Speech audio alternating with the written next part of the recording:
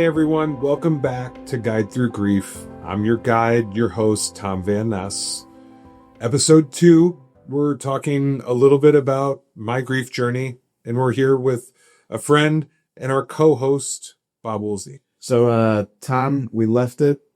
You were on the plane near the stars, writing an obituary. Mm-hmm. Take it from there, my brother. There's a whole lot to unpack. Yeah. As I look back at nearly the last 2 years, keeping myself busy is one way how I handled my grief. So sitting on the plane, part of it was, okay, I'm here. I need something to do. Like in near the heaven and the stars, let me write about my wife. Seemed like a natural thing to do. At that point, I knew Lesley's body was going to be brought home maybe the next day, probably 2 days later. It was going to be floating to St. Louis so I could get home. My plan was to get home, get things settled at home, tell the boys, get some things packed, and see if I could be ready to go to Quincy by Wednesday. So basically be at home for like a day and a half, drive down to St. Louis to get Lesley's, like help claim Lesley's body at the funeral home because they were going to take care of it. But my buddy was going to let me kind of come on as staff and help get her. So I was kind of like planning out like devil in the details, like all these little things. But really it was like I was delaying the inevitable of like trying to how to tell the boys. So one thing that I've done for, I don't know, since like 2018, is have a therapist. And one habit I always had was to schedule a therapy call within a couple days after a family vacation. Seems logical. You have fun on family trips, but they also are stress-producing times. And one thing Lesley and I found out is after we moved away from all of our family and all of our friends, like we leaned on each other a lot. So it just became a nice thing to have like a therapist go and talk to help like process where I was at and things. So I would just routinely have one after family vacation just to kind of like sit down and take a breath. I had one scheduled what ended up being about 40 minutes after I landed. And so I'm sure it'll come up a lot in the podcast. I talk a lot about breadcrumbs. And the breadcrumbs are from God.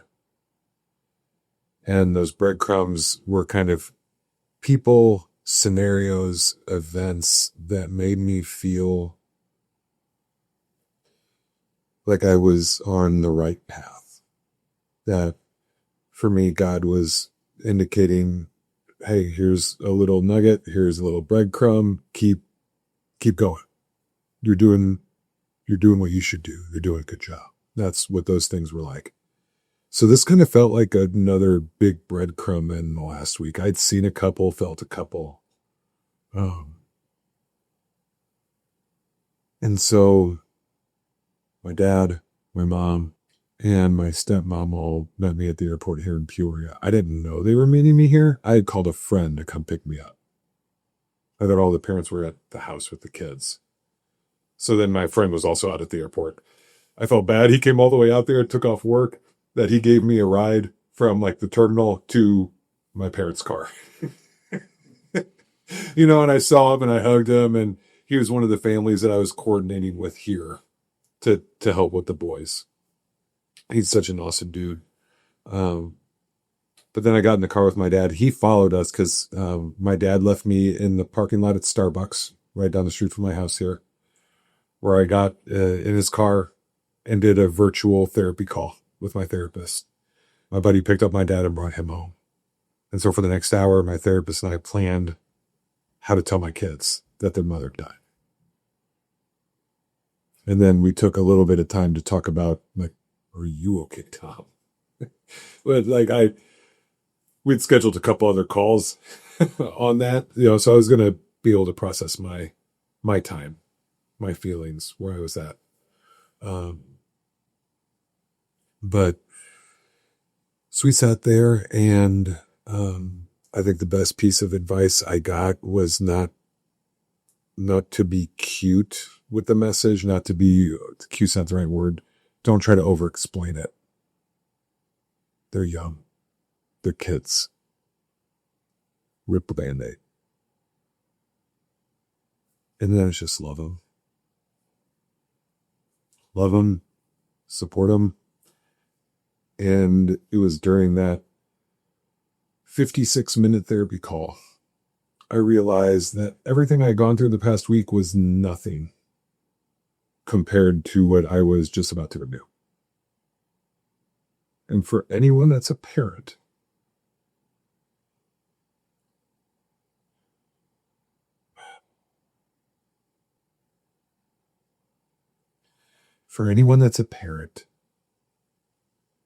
you need to go back and think about when your kids were like 8 and 7.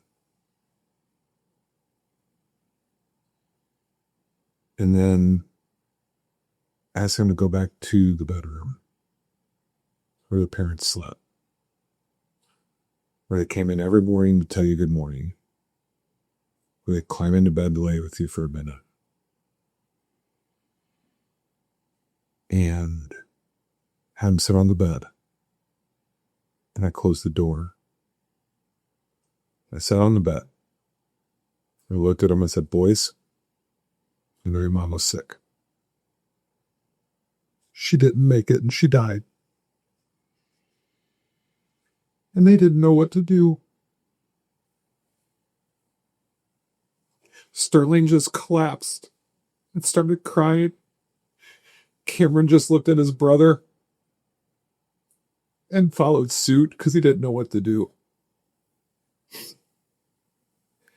And I just collapsed on top of both of them and hugged them and held them. And the sounds and the cries and the screams for the next 15, 20 minutes were some of the worst things I've ever heard in my life. Whatever sound you've heard and you thought is the worst, it is nothing to telling 2 little kids they lost their mom. And we sat in the bedroom for, I think it was 30, 40 minutes, just crying. And they were just screaming, why? And throwing pillows and hitting the mattress and just throwing their bodies against the mattress as hard as they could because they knew it wouldn't hurt them. It's where I told them the first rule I came up with, and it was really the only rule, that we weren't going to hurt ourselves and we weren't going to hurt other people. And if we can follow those rules, I think we can get through this okay. We can get through with enough grace. We can get through it without creating any more damage that's unnecessary. And in my head, I don't think I explained it to him at this point because I knew at times as they grow older, we're going to have to kind of revisit these rules and put more definition behind them. But you're not hurting ourselves looks like eating well, exercising, not harming ourselves by hurting ourselves physically, emotionally, mentally, spiritually. It's a universal approach of taking care of yourself, but then also having the respect of others. People are going to show up for us, and they're going to help us. It's not to take advantage of that. It's to be feeling blessed and respectful and to feel a whole new level of gratitude and not taking advantage of those situations. So now, a little context. How old were the boys? 8 and 7. Wow. Yeah. Yeah, Sterling was going to turn 9 later in the year. Cameron had just turned 7. So how did you know when the time was right to, okay, we've had this moment in the bedroom and we got to walk out that door? They kind of face stopped the world. They kind of stopped crying for a second. Like, there was just that pause of like, I mean, from the screams and the crying and of what I was going through with them, there was a silence that finally happened. And so that's where phase 2 kind of kicked into my plan. Before I left the parking lot at Starbucks, I texted all of the grandparents and I called them because they were all here with the boys. My mom, my dad, my stepmom, and Lesley's parents. And so I was very choreographed in how this was all going to be. I wanted them all in the living room, right outside my bedroom door. I gave you the quick tour when you came here. Right outside that bedroom, there's that big sectional couch. And all the grandparents were right there. And so like when they walked out of the bedroom, the first thing they saw were the faces that they were always going to be able to trust. And that they knew would always be there for them till they were gone. And to my surprise, my brother and my stepsister were also there. That I didn't know were coming in.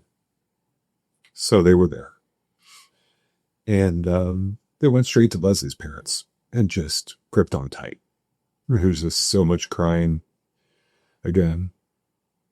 And just those things. I think another 20 minutes went by or so, 30 minutes of that.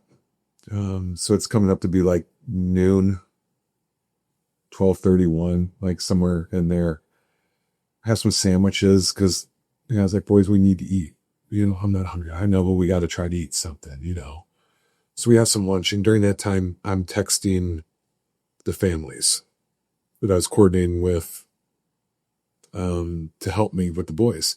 One reason I was coordinating with them is those families all have one, if not two boys, the same age in the same classrooms. And they've been in the same classrooms, in the same school for a couple years now. So I text the parents. I need everyone to come up here and just play outside. It was one of those beautiful 60-some degree April afternoons. And right after the kids got home from school, they texted me, we're on our way up. And about that time I pop open the garage door and like this was another one of those like humanity's restored moments. But also like a piece as a parent who just had to go through everything I had to go through today. Like some of the happiest tears I've still ever cried to this day was what I saw next. And I told the boys, hey, Ollie, Wes, some of the friends in the neighborhood are coming down to play, and open the garage door. They go running out. All those families are coming up the driveway. Once again, you've seen that. So imagine like the kids on the opposite ends and like they met in the middle of the driveway and just hugged and all started to cry. Like a bunch of 8 and 7-year-olds got it. Like just a bunch of I love yous and I'm sorries and hugs. And then they went to play. Wow. Sat there and talked with some of the parents. Went over a little bit of the game plan of what I think we were going to do over the next couple days. Some of the decisions I've made. We only lived in this neighborhood for 5 months. Owned this house for 11 months. Or something. Owned it for 11 months, lived in it for like 7, something like that. So we knew some of the families a little bit, but we hadn't been like neighbors with all of them that close or known them for a super long time. So they were and continue today to be huge pillars, the support structures for me.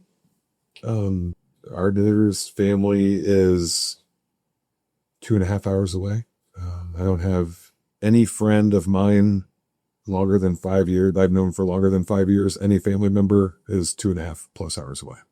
So that was another big struggle. That's a bigger picture conversation that we're going to have in a later episode, kind of tied with loneliness. There's, it's a balancing act of like oversharing and leaning on people too much.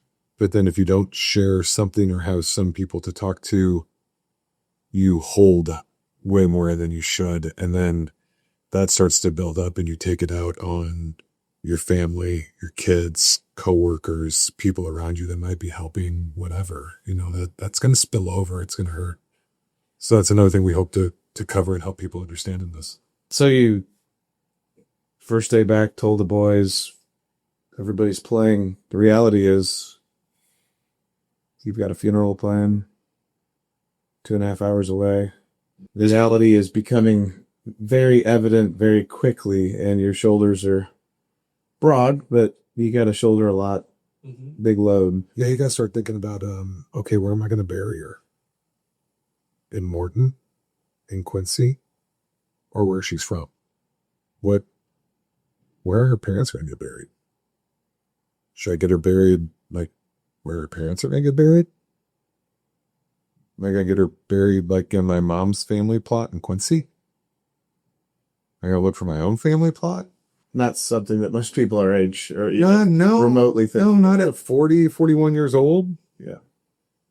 I don't, probably unless you have some kind of an attorney, they bring up those things, or unless you go through that process yourself, and start to, I think Lesley and I we did vaguely talk about some of these things in life. One of her best friends lost her husband unexpectedly 6-7 years before this all happened. 5 or 6 years, I guess I should say. But it created some conversations on some nights to know, like, I don't want to say what expectations we had of each other if one of us would pass, but those are conversations that we'll talk about. And once again, that's a teaser into another episode coming, but there's conversations we can have with our spouses now that are hugely uncomfortable.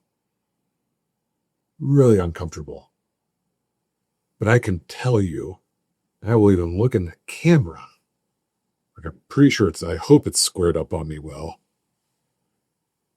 However awkward and tough you think it is to talk about those things with your spouse, imagine you never get to talk to your spouse again and then you have to figure it out. With no feedback. No one you trust, like your spouse.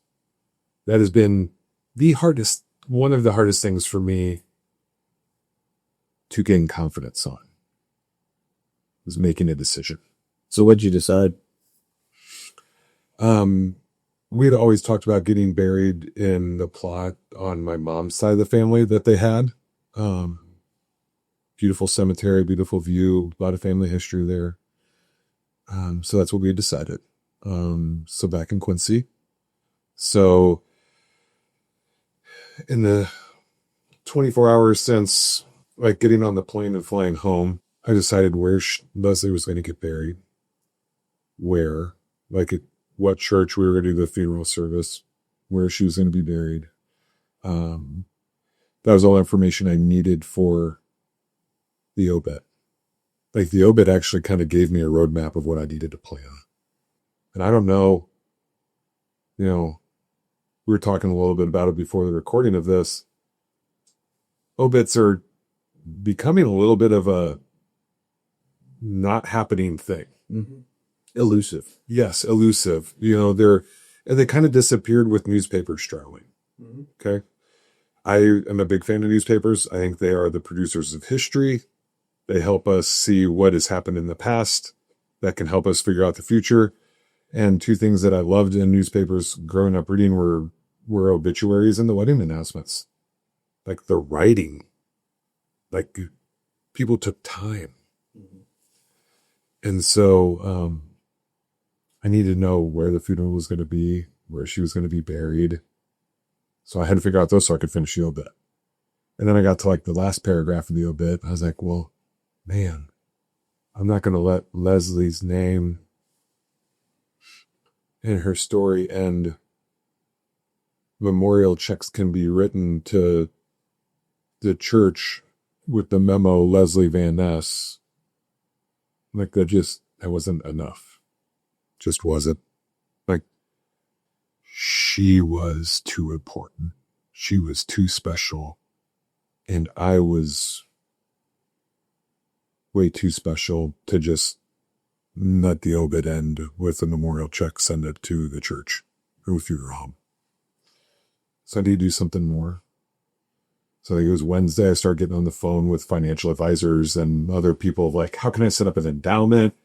How can we have something that can be talked about in the obit that will make a difference, that can do something, that can, like, be something the boys can have their hands on when they get older and can take some pride in, like, continuing on the legacy of their mother. Like, let's make something out of this. And so Nick Adams was one of the first phone calls I made, who I met through you, through your gratitude group. It's like, dude, this is what I want to do. Help me. Like he couldn't believe what the hell just happened. And he couldn't believe I was calling him trying to do this in the middle of all this. I'm like, I have to. Don't tell me no.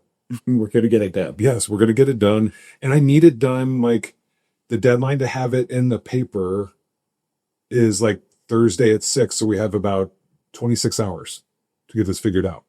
And it has to, like, there's no alternative. And so Nick starts making phone calls for me. He goes, I'll get back to you in a couple hours with some ideas. And he does. Like calls me back, here's 3 different ways we can set this up. And here's the way I think you should. And I was working with the Morgan Community Foundation. And so he looked up the number, got the executive director's name. Lo and behold, I'm actually in Rotary Club with this guy. Oh, but old Rotary. And so I call Scott at the Morgan Community Foundation, tell him what's going on. Once again, is like, holy cow, what are you doing calling me? Sure, like, I get what you want to do, but this can wait. And I'm like, no, you can't. I need to come up with the names of them. I need to know the address the checks can be sent to. And I need it in, at this point, like 23 hours. And like, not only did he give me that, he offered to build some websites, like to tell Lesley's story. And then we end up creating 2 endowments. One, the Lesley Van Ness Yes Endowment, and that's Youth in Education and Sports. You know my marketing mind. I can't just be saying it's got to be marketable. Acronyms are key. When we moved to Morton, we had no family, we had no friends. Our children were the conduit to us making friends in the community and for loving this community the way we did. It was through all the different sports programs and schools that make this town wonderful that we were really excited about. So whatever we could do to help enhance those programs felt natural. Lesley was also the first person in her family to graduate college. She went to Illinois State, broadcast journalist, worked for TV 10 over at Illinois State. And so the other endowment was to create scholarships for college students interested in being journalists. Might be a writer, might be a reporter, might be a director or a producer, might be a field reporter, whatever it may be. If you were going to be in that field or that world, there's going to be scholarship opportunities that we want to feed to schools, not just ISU, but really anyone. So I think to date, we've raised, I think, a combined right around $100,000. So I definitely feel justified in taking that time of that week home to coming up with a plan. And so lucky to have someone like Scott Witzig of the Community Foundation who just stopped everything that week to build like 2 websites to get pictures, like to have this website live. Like, That might be like a whole slice of bread, amount of breadcrumb. I mean, multiple donors of over like $5,000. And that just doesn't happen if it's just send a memorial check. And I'm not saying everyone has to, like, not everyone can take on that. Sure. Mental process. That's just what I did. Mm-hmm. So you pour into that.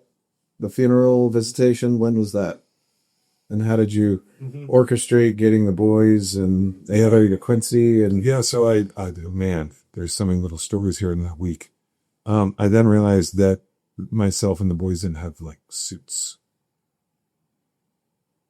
like clothes.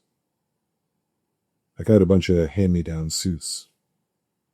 The culture over here in the heart of Illinois is not a suit. It's just not. So I knew there was this green place over in Bloomington, went over to the suit place, Robert Redding Menswear. Man, they hooked it up. They did a great job. They got a suit turned around for me in like 24 hours.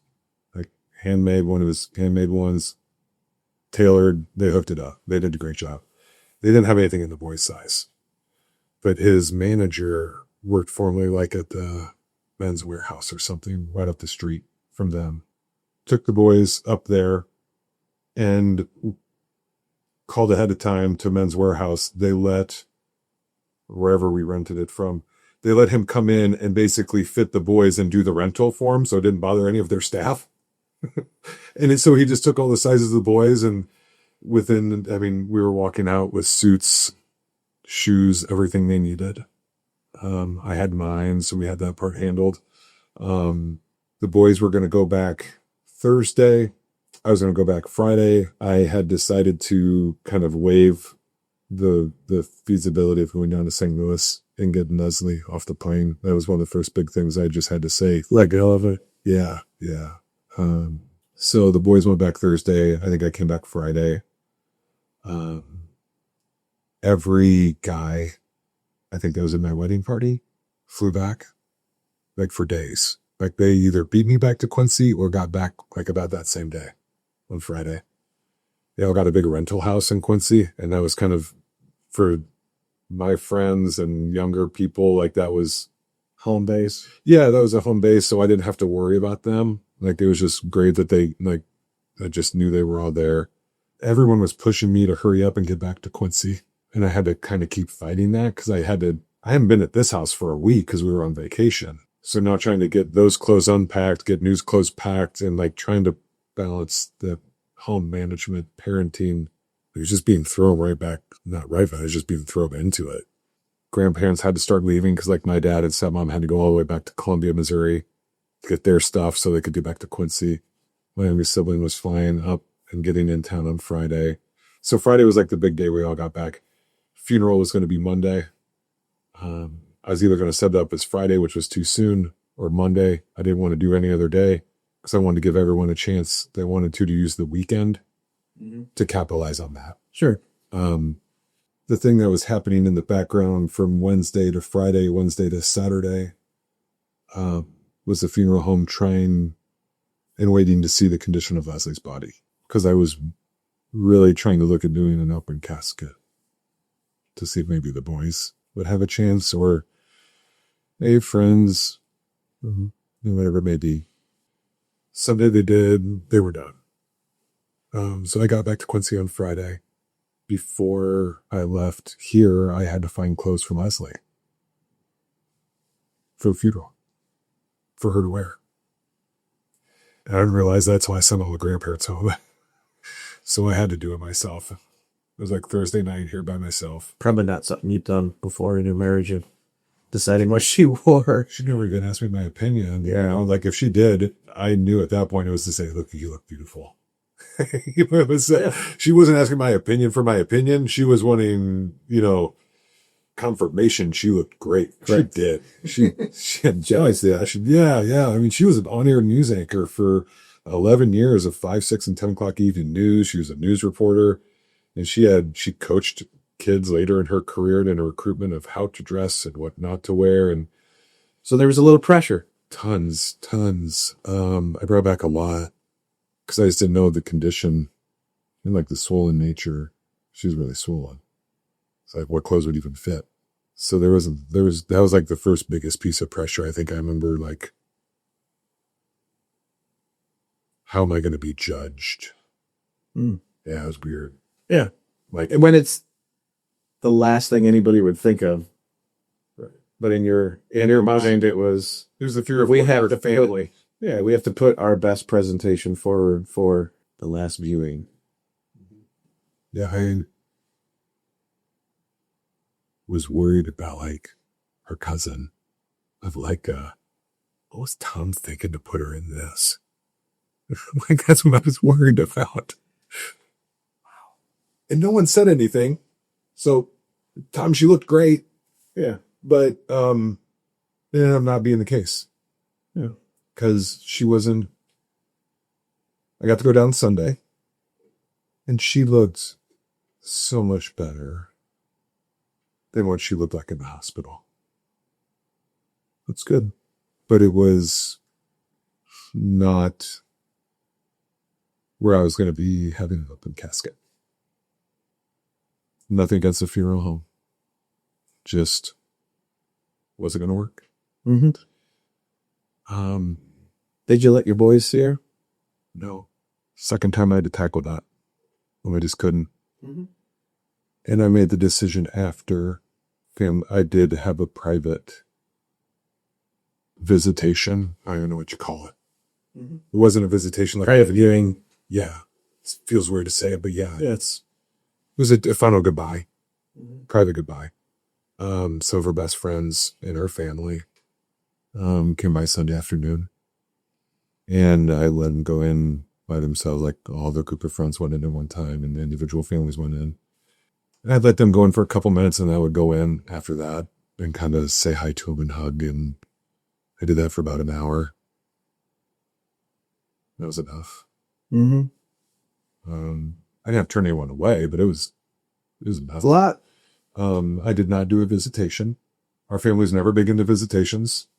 I know why we have them as a culture. And I think that's definitely one way to celebrate a person. I was not going to stand in line or stand as a huge line came through and worry about the boys.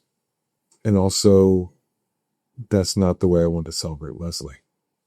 I was doing this funeral on Monday so people could be there to celebrate. So let's make everyone there Monday that we can, and we're going to make it available streaming through the church's website and Facebook page, in case you couldn't make it, because people were already contacting me that they had to recruit people from our company that used to work for our company and the family, to people that worked for Gray from around the country were wanting to try to make it in. So we made it very accessible. Yeah. And there was only one other event at that church where we heard it was as packed. And Leslie's, I think they said, was maybe a little bit more full. It was my stepdad's funeral. Packed the house there. I think we had something like 1,500 people that watched Leslie's funeral online, which is just crazy. I think a lot of them were students. The last 3 or 4 years, she was a recruiter. When she came into media, it was a very male-dominant industry, and she crushed it. And she was not a force. She was a force to be reckoned with. Sure. It was amazing. But she taught college students like little tips and tricks they would have never thought of when she was interviewing them and talking to them about their journey as a broadcast journalist and at career fairs. And she visited the top 12 journalism schools in the country and would sit with juniors and seniors she sat with each of them for like 30, 45 minutes. She'd be gone for 4 days and give 30, 45 minutes of her undivided attention to a graduating senior in broadcast journalism to make sure they had every question answered they had. She would make sure that they were so much better prepared. And she never felt anyone was a waste of her time, and that the person sitting across from her was the most important person in her world at that moment. And I just can't imagine, like, when she passed away, the next 2 or 3 days were crazy because this story was on the Today Show. It was on US Weekly. It was national attention. Mm-hmm. It was getting all kinds of press everywhere. And so there was pluses and minuses of that everywhere, especially coming out of COVID. I learned very quickly to not read the comments, as people don't care about what you're going through and will loop your wife's death into a COVID vaccine wormhole. Yeah. Or here's another person we should, give credit to this person or that person for killing, or, if they were in this state, their medical laws would have saved them better. That was off the rails real quick. Yeah, super quick. So I got lost in a little bit in that point, but there's all kinds of things you don't think about. Yeah. So the funeral, church, Quincy. Yeah. You had the private viewing Sunday. Major 1,500 people watching it online. So a couple things about the funeral. I talked about Lesley being just such a dominant force, and especially a dominant female in her industry. I'm a big person into showmanship and the little details. And those were like some of the ways I started to honor Lesley. And so outside of Father Patrick, the priest, and then I think Dustin Hall, who's my cousin, who's kind of like at that time, he was a deacon with the church.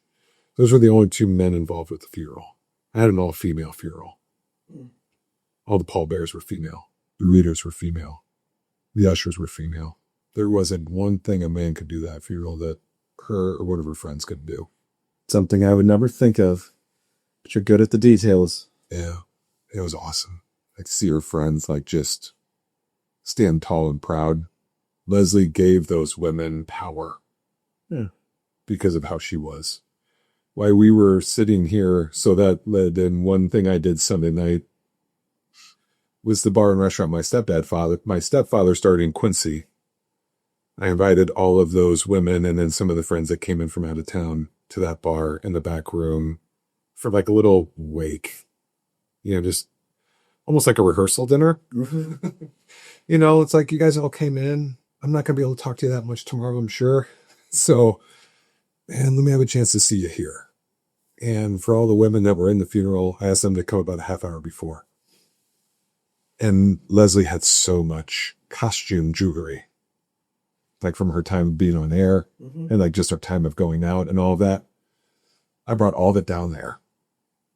And all of the women that were in the funeral, I let go through at first to find one or two pieces of jewelry like that they could wear in the funeral tomorrow. And then moving forward as a sense of inspiration, strength, love that reminded them of Lesley. And did that for the women at the funeral first, then family, and then some of the families back here. And twice in the last week, including one just 20 minutes ago, I pulled up here on my phone. I've gotten text from some of these women of like them, like a selfie wearing the necklace or the earrings. Like I'm channeling my inner Lesley today. I got one a couple months ago from a lady who's going on a job interview. And she's wearing Lesley's earrings. And she's like, I know Lesley's got me today. That's cool. It's a legacy. Yeah. And it's those little legacies that are important. And I mean, your position's unfortunate having to be the catalyst of all of that. But kudos to you for thinking of that in the moment. Yeah. So you get to the end of the funeral. How long did you hang out, stay in Quincy before you had to come back and ultimately face reality that life was about to start going back to normal for everybody and would never be back to normal for you? Yeah.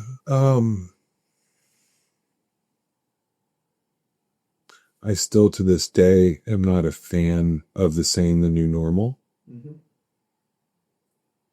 Like it might eventually one day for me feel like a new normal, but to the boys, like a world without their mom is not normal. Nope. So there's no, like, there's just a different. I called it for a while, like, oh, the different. Like, it's almost like a thing, like to give it a name. It's okay. I think I even had a playlist. I was huge into music. Still am. I love music. Just a lover of music. I have a playlist that's called The Different. And they were just like songs that like hit.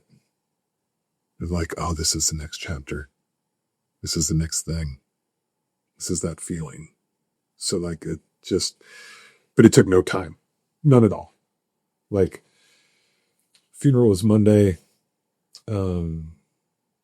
And there's a couple stories of the next couple days I'm just not going to share because they're inner family stories that just happen. So I guess without giving much thought, we had just gotten through 2 weeks of like fighting for Lesley and losing Lesley.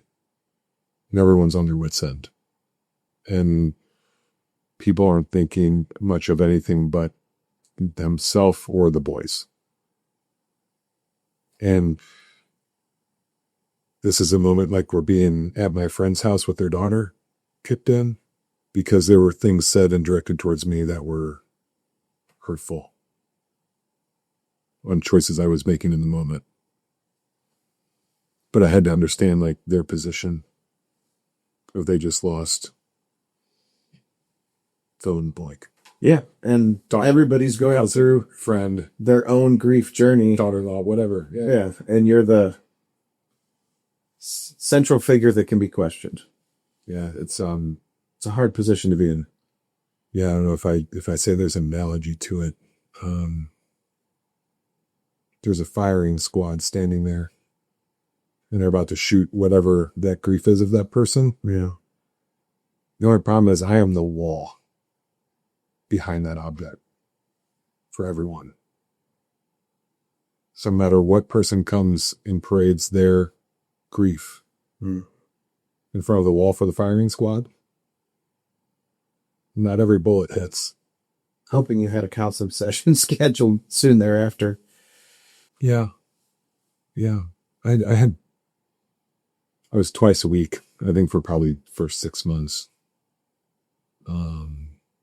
When I did, going back when I talked about I had that therapy call, another big breadcrumb that happened is the day Lesley passed away, my therapist owned his practice, still does. They just hired a doctor who specialized in youth therapy, ages 2 to 10. Check. And specialized in grief therapy. Check. Who also had a wide open appointment book because they just were hired the day before. Check and check. Check and check. Lesley and I parented out of consistency and out of routine. For new parents out there listening to this, routines are your friend. Like, in fact, I'm 43. My old butt loves routines for myself. Like, if I'm not in bed by a certain time, like I like to run at a certain time, all these, like, big on routines. So the boys for the next 52 weeks had therapy set up at the same time, say, David, same time, same day of the week for 52 weeks. And that routine also then jumped into, I took them to their first 2. And then the babysitter I had took them every week. And while one was in their therapy, the other one went and got soda or a candy bar with the babysitter. And she would phrase it, let's go get something your dad wouldn't let you eat. Or get a snack. I knew they were doing it. I gave her money to go and do it. But it became like their thing to call their own without dad making them go to it. That worked beautifully. So you had another celebration of life that you had to schedule back here. Yeah, not everyone, I wanted to do something in Morton. So we ended up staying in Quincy till Wednesday. So the funeral was Monday. We went back Wednesday, about 2 days earlier than I wanted, or a day earlier. I'm not going to get into reasons why. But I had planned for a week after that to do a celebration of life here in Wharton for the families of people here, just to do something here. Did it at a restaurant here in Wharton. Had stuff for the endowment out, had a lot of the pictures, posters, flowers. A lot of it I was able to reuse. I guess not the flowers I got done up here, but a lot of things I was able to reuse. It was a nice little event. One of my best friends flew back up from Florida, and one of my friends flew back out from Arizona. So not only did they come out the week before, they came back out for the celebration of life. The friends in the neighborhood, all showed up. There's a good 30 people from Morton that came back to the funeral in Quincy, thinking a lot of people weren't going to be able to make it. So I went ahead and talked about a plan for the celebration of life to also be mentioned in the obit. So it was just people showed up and showed out and, really did a great thing on that. But the celebration of life we got back, I had several days to prepare for that. We got back on Wednesday. Thursday night, the boys come to me and say they want to go to school the next day. And my mind's just kind of blown. Because I was thinking Monday. Let's just get through the weekend. Sure. And they're no, we want to go back to school. And okay. It's not a half day. Are you sure? I feel like a parent sending their kid off to college. You just didn't want to do it. I said, if guys, it gets too heavy, I'm just going to be at home. Like, school's like 2 blocks away. I'll come get you. The teachers will know. So I called the principal that night, who was also a widow, also a parent of 2 children. Talk about a bride cup. And has years of experience over me. I can't tell you the countless conversations I had and text messages and like just inspiration and moments like got from her, you know. But the boys went to school. Sterling made it all day. Cam, I think, made it like an hour and a half. That's cool. I'm so proud of them, you know, for trying and doing their thing. And yeah, and then it just kind of came into like a routine for us for the next several months. Like the goal was just to get through the end of school. Like we had like 5 weeks left of school. Yep. And then we could get into summer. And I'm like, oh my gosh, like for anyone that's a parent out there, like when you go through those seasons of change, like going back into school or going into summer, or like right now we're getting into spring sports out of the winter sports. Like those are just like, those are big shifts in your time and management. So it just once again felt like overwhelming craziness. I'm not having like family up here to help. I was trying to find a babysitter. Like we had a babysitter. We didn't go out a lot. We didn't go out and do date nights a whole lot. Like we didn't. Had one babysitter. She helped out through the end of school. And then she was going to start doing her higher education stuff and needed to move along. So I found another girl that lasted like through most of the summer. You know, so it was like, it was so nerve-wracking, like to go from like never having babysitters. Like Lesley worked remotely. And most of the time the boys got off the bus seeing her here, except for the time she was gone. And my employer was awesome enough when Lesley was traveling, because we worked for the same company, let me work remotely from those afternoons when the boys got home. It's like the thing the boys cried about the most. Like in the first 6 months, we're having a babysitter. They just wanted me home. So, funeral's done, celebration of life's done, kids are back at school, babysitters are hired. It's a lot. I have knee surgery. I tore my meniscus like the month or 2 before Lesley passed away. You're riding a little scooter. No, I didn't even have a scooter. No, it was a meniscus tear. Okay. But it was also, they didn't repair it. They just trimmed it. So it was a pretty quick turnaround. But it was also like, you know, there's some people out here that are probably thinking like, oh my gosh, poor guy. You know, just had to bury his wife, 2 young children, and now has to have surgery where he can't walk and is going to be on crutches for like a week or 2. You know, it's like, I'd almost say it's kind of like a gift in a way, because Refocusing, that's for sure. yeah, like I had to stay focused on like, I didn't feel like I had time to sit and say as woe is me. Mm-hmm. In fact, that afternoon when Lesley passed away on the 10th, there was like a couple things I remember telling myself, you know, and one was like, I think now I've asked myself this once, but it was more of like, I gave myself permission to finally ask the question. It's not because I'm mad at God. It's definitely not of a place of being mad at God. But I told myself that afternoon I was never going to ask God why. For me, like, why is the gateway drug? It is. There is no answer. Yeah, there's none. You know, there's absolutely no answer or explanation to what has happened here.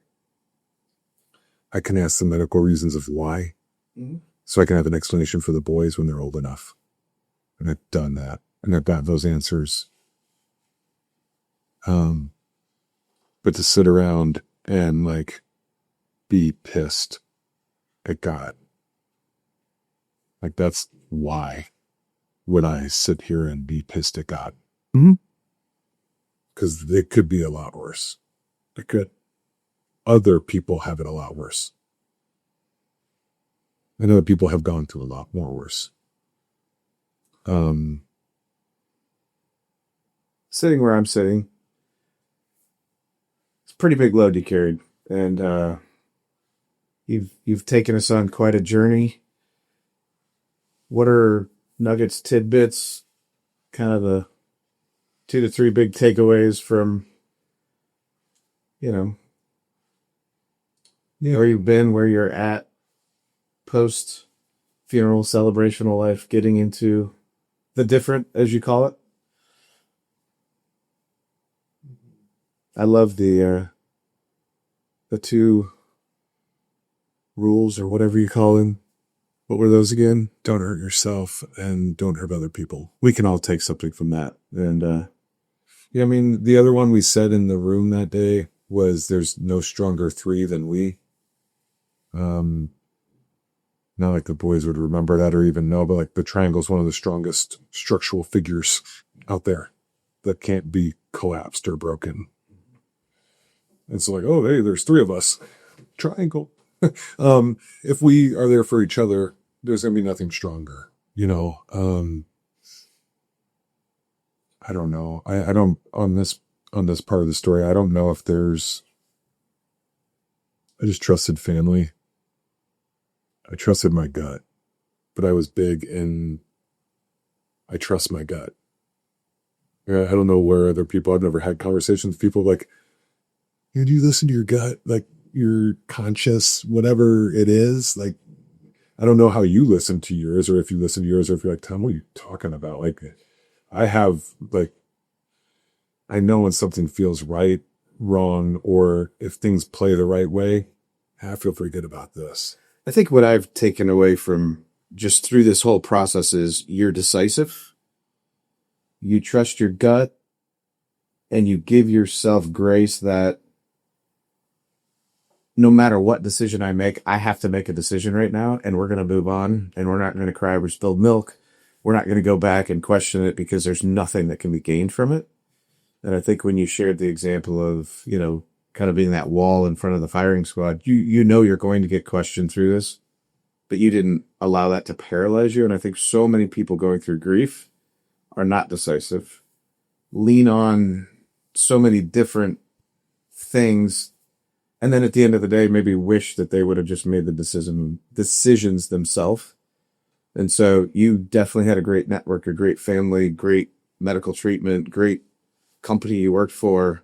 At the end of the day, you were decisive, you moved quickly, and you had to because you had 2 boys and a life that had to go on. And that's the other piece is, I think there's 2 trains of thoughts. You can either sit and wallow in it, which doesn't help the boys for sure, or you continue to move forward, create a plan, create those daily routines, those processes, the strength in 3, don't hurt yourself and don't hurt other people. I mean, all of those lessons, it kind of reminds me of, my mom always talks about the gift of the hell, which is for those who go through challenges like this and grief, at the end of the day, you would do anything to have Lesley back. Mm-hmm.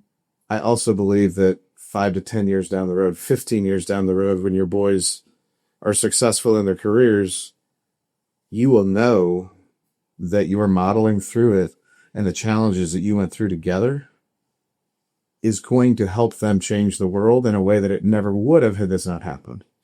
And I think that's a very powerful takeaway from things like this, is there is a really strong chance that this will all come back in huge gifts to the world, like this podcast, like the endowments and things that you've created, that Lesley's fingerprints will be all over. So yeah.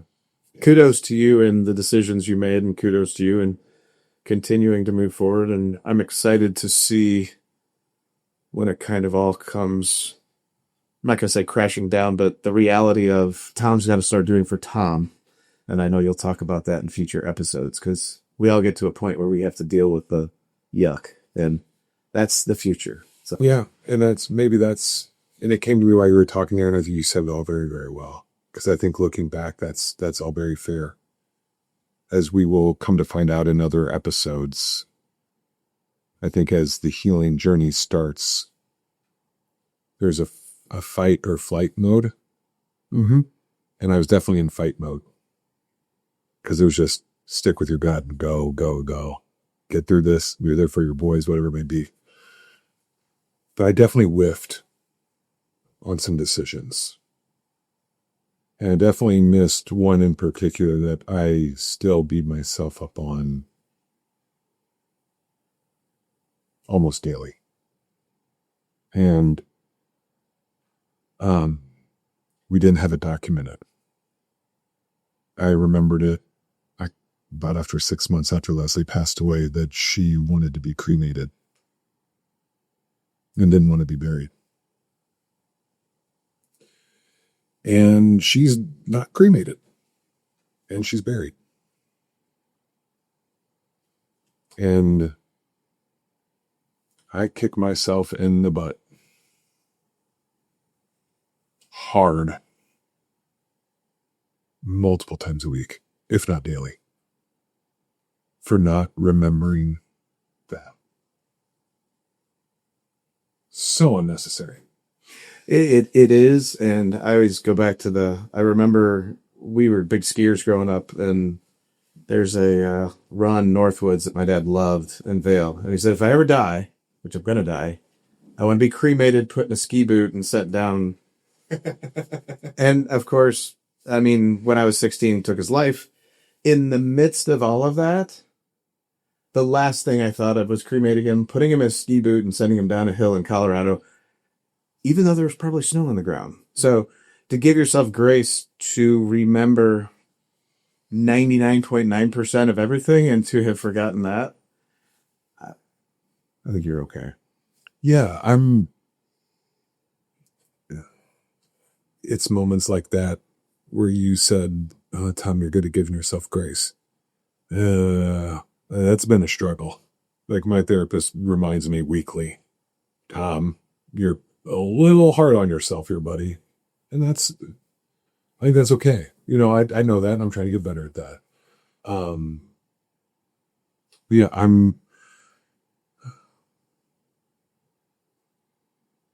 the steps forward are the steps forward. I can't really remember where I was going to go with that final closing thought there. But. Well, I can tell you that I'm grateful we had this conversation because my wife has reiterated numerous times, I want to be cremated and put around a tree so that the tree can be my existence, going forward. And I think that because of this, I'll remember it because it is a big deal. And I would encourage you to go put it in the will.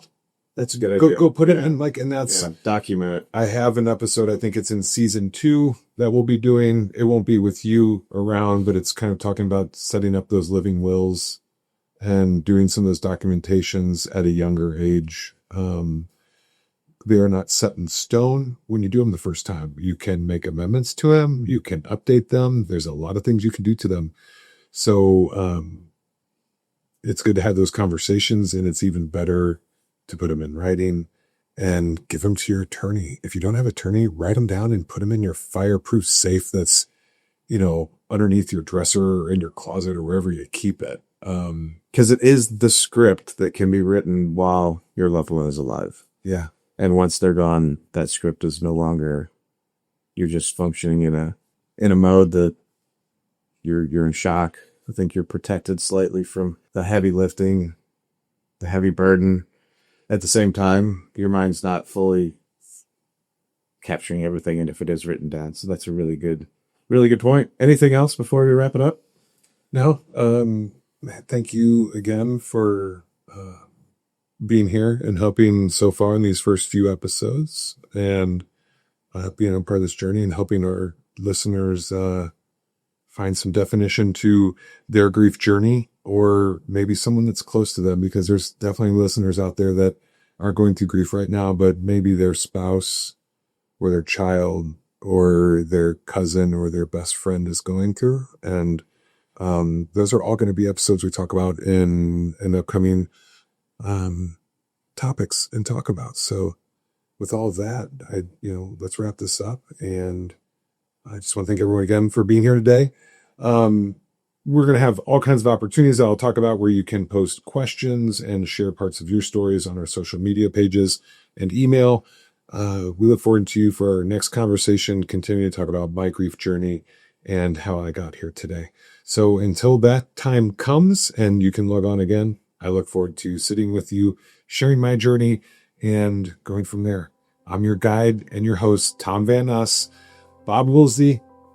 We'll see you guys next time. This is Guide Through Grief. Thanks. Thank you for joining us today. I hope today's episode will help guide you forward. My goal for this podcast has always been to create a safe place for people who are navigating their grief journey to lean on one another and share their own experiences. I ask that you share, subscribe, like, and comment so we know how to best support you. Finally, we rely on listeners like you to help keep this journey going. Guide Through Grief is dependent on the support and contributions from you. Please consider supporting the show and our cause. Visit our social media pages or click the link in our description for more information. Thank you.